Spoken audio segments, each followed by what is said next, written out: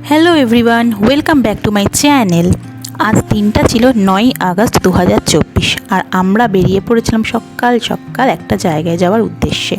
প্রথমেই ট্রেনে উঠে আমরা যে যা নিজেদের সিটে বসে পড়েছিলাম। আমি আর মিঠি বসেছিলাম একদিকে, আর পাশের সিটেই ছিল বৌদি আর গোল্ডি।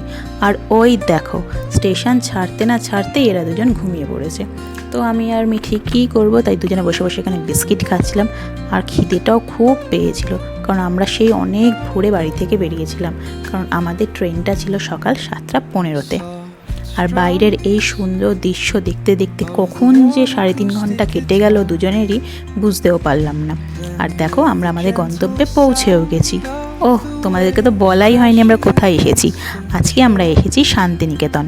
এখানেই আমরা 2 দিন থাকবো। আর এখন আমরা বোলপুর স্টেশনের বাইরে দাঁড়িয়েছিলাম, কারণ আমাদের টোটো আসবে। আমাদের রিসর্টেই বলা ছিল টোটোর জন্য। আর ঠিক সময় মতো এসেও গেছে, আমরা টোটোতে উঠেও পড়েছি। এবার রিসর্টের দিকে যাচ্ছি।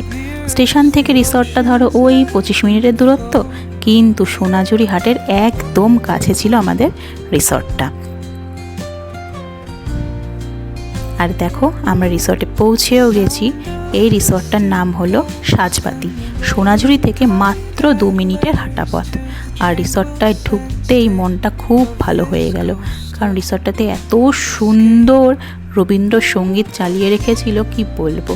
আর খুবই শান্ত পরিবেশ, খুবই ভালো লাগছিল। আর ওখানে ওরা রিসেপশানে ছিল, কিন্তু আমি আর মিঠি চলে এসেছিলাম পুলটা দেখতে। দুজনেরই মনে হচ্ছিল কখন এই পুলে নামবো, কিন্তু আমি ওকে বললাম দাঁড়া, আগে আমরা একটু রেস্ট নিয়ে বাইরে থেকে ঘুরে আসি, তারপর আমরা সন্ধেবেলা এখানে নামবো।